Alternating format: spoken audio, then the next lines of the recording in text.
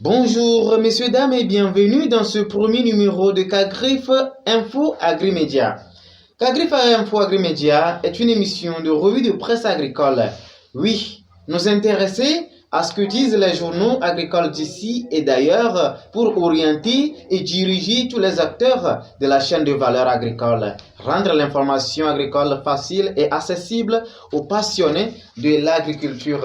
Et sans plus tarder, nous allons commencer d'ici plus proche de nous, au Togo, avec le journal Agri-Digital. Le journal Agri-Digital publie le 17 septembre engrais, flambée des prix et disponibilité réduite. Les agriculteurs au Burkina Faso et au Mali sont dans la tourmente. Selon le journal, il est presque impossible de trouver des engrais au moment où les plantes en ont le plus besoin.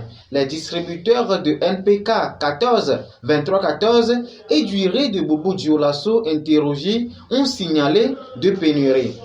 Le même journal Agri-Digital a publié ce lundi 20 septembre un entretien avec Togbu Komu Legede Anika Glossou, chef du village d'Abbé Tedome dans la préfecture de Vaud au sud du Togo. Il titre « Imaginez une année de grève des agriculteurs ». Ce titre pour souligner l'importance de l'agriculture et selon le chef coutumier, technicien audiovisuel, les agriculteurs doivent être les plus honorés car, dit-il, une année de grève des paysans affecte tout le monde, riche ou pauvre. Il va un peu plus loin, taxant d'ignorants ceux qui laissent la terre pour devenir conducteurs de taxi-moto émigrants, estimant que nos terres sont de l'or à exploiter. Toujours au Togo, le journal Nzara News, dans sa publication du 18 septembre, revient sur la flambée des prix d'engrais en Afrique de l'Ouest. Et selon africafertilizer.org, les prix des engrais flambent au Mali et au Burkina Faso. À titre de comparaison, le prix d'un sac d'urée se situe entre 20 000 et 25 000 francs CFA. Ajouté à la hausse de prix, la disponibilité est faible et selon le journal, cet état de choses est favorisé par l'arrêt des unités de mélange d'engrais NPK ainsi que l'insuffisance des volumes importés à répondre à la demande, doublant le prix par rapport à celui de l'année dernière. Le même journal invoque des importations records de riz attendues en Afrique en 2021. Des importations qui s'élèveraient à 17,8 millions de tonnes contre 15,7 millions en 2020. Le volume de 2021 qui représenterait près de 37% des importations mondiales totales. En Afrique de l'Ouest, le Nigeria compterait 2,2 millions de tonnes contre 1,8 million en 2020. La Côte d'Ivoire, 1,5 million de tonnes contre 1,4 tandis que le Sénégal importerait 1,5 million de tonnes contre 1,3.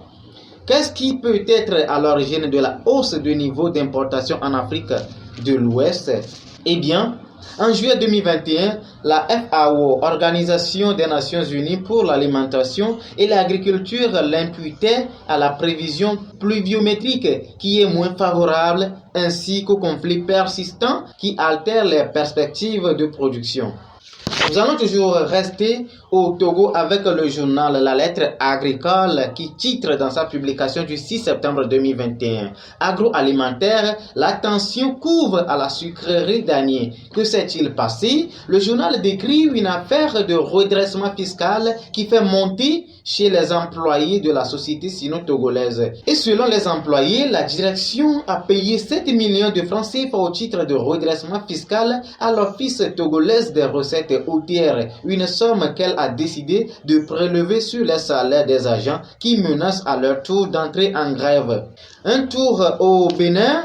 Le journal en ligne AgriTime parle de la production du manioc et cette fois-ci, c'est l'Organisation des Nations Unies pour l'alimentation et l'agriculture FAO qui préconise une production intensive de ce tubercule appelé aliment des pauvres, suivant l'approche produit plus ou avec moins à travers le guide pour l'intensification durable de la production.